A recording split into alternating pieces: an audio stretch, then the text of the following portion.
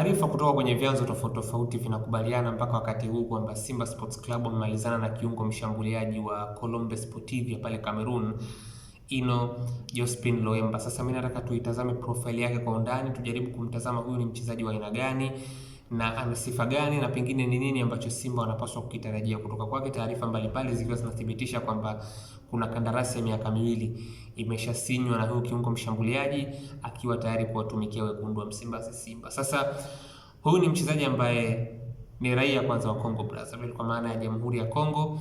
Career trajectory yake ama safari yake ya kiuchezaji kama mwanasoka inaonekana kuwa ni safari ambayo imekuwa ina mabadiliko makubwa sana chanya kwenye kipindi kisichopungua miezi 18 iliyopita. Yaani career yake kama mchezaji inaonekana kuwa inapanda, graph yake imekuwa ikipanda kwa kasi kubwa sana kwenye miezi isiyopungua 18 iliyopita.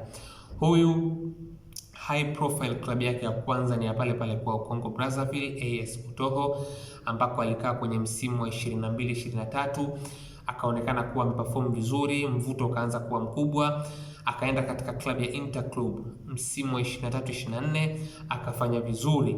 Sasa baada ya kufanya vizuri kwenye msimu wa 23-24 akawa katika klabu ya Interclub ya pale pale Congo Brazzaville, mvuto ukawa unakuja kwenye maeneo tofauti tofauti, lakini kwa ajili ya msimu wa 24-25 akajiunga na klabu ya Cameroon inayofahamika kama Colombe Sportive, klabu ambayo kwa wakati huo ilikuwa ina msuli mkubwa sana wa kifedha na ilikuwa inajaribu kuvuta wachezaji wengi sana wenye uwezo ambao walikuwa wanachipukia na hata baadhi wenye uzoefu.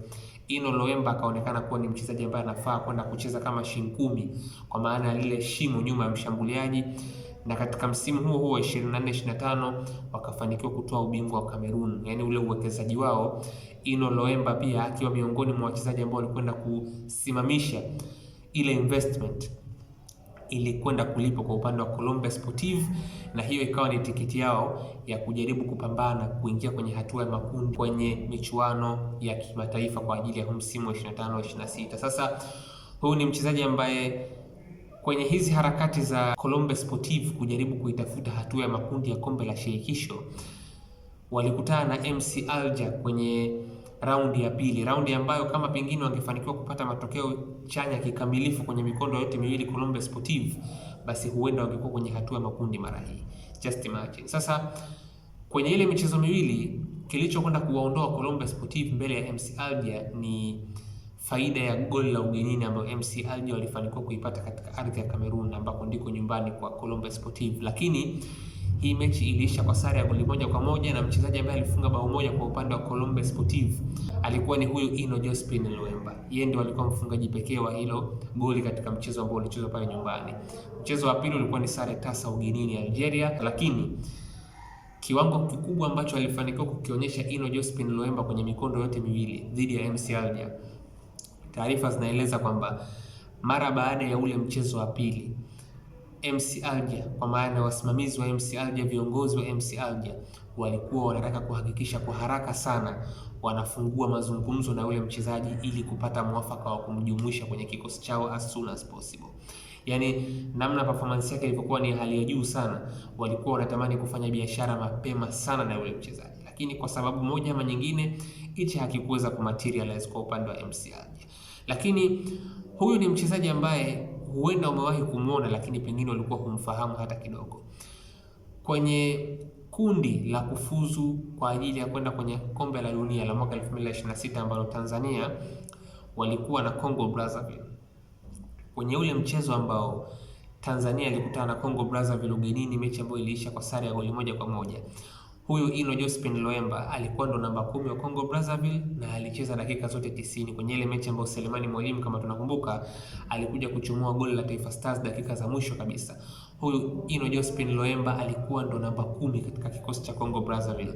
Na kwa wale ambao watakuwa na kumbukumbu nzuri, ile mechi kiukweli kabisa Taifa Stars, mimi mwenyewe nilibahatika kushuhudia ule mchezo. Yaani kuna muda nilikuwa sijui Stars tulipataje alama moja kwenye ule mchezo, kwa sababu kiukweli kabisa Congo Brazzaville walikuwa juu. Ino Jospin Loemba alikuwa ndo shinkumi siku zile wa Congo Brazzaville, walitutawala sana kwenye eneo la katikati, na ile mechi kiukweli Stars ndo wanakuja kuchomoa goli, inapatikana hueni kwa upande wao. Huyu ni mchezaji ambaye ana sifa ya kucheza kama namba 10, lakini pia ana sifa ya kucheza kama winga akitokea upande wa kulia, lakini pia winga akitokea upande wa kushoto. Ila sasa kitu ambacho inawezekana pia kuna baadhi ya watu pengine hawakifahamu. Huyu ni mchezaji ambaye pia kwenye hizi mechi za kujaribu kufuzu kwa ajili ya michuano ya kombe la dunia dhidi ya Morocco aliwahi kuchezeshwa kama fullback wa kulia.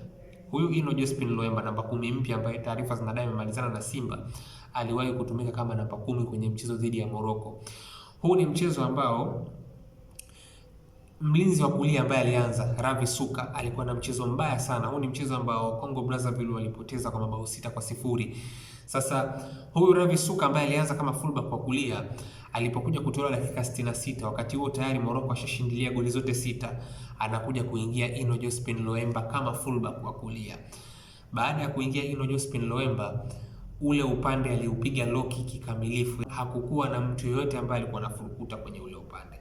Licha ya kwamba winga ambaye alikutana naye siku zile alimaliza na rating nzuri tu yeye kama yeye, lakini bado shughuli ilikuwa pevu, kwa sababu Ino Jospin Loemba aliingia na alifanya kazi kubwa sana kuhakikisha kwamba taifa lake haliendelei kupata aibu ya kufungwa magoli mengi. Kwa hiyo taarifa tu ikufikie kwamba huyu namba 10 mpya wa Simba anaweza kucheza pia kama fullback wa kulia. Lakini kiufupi ni kwamba huu ni mchezaji ambaye kwa kuweka bayana hilo, ni mchezaji ambaye ni mzuri sana kiufundi, yaani uelewa wake na akili yake ya kimpira ni kubwa.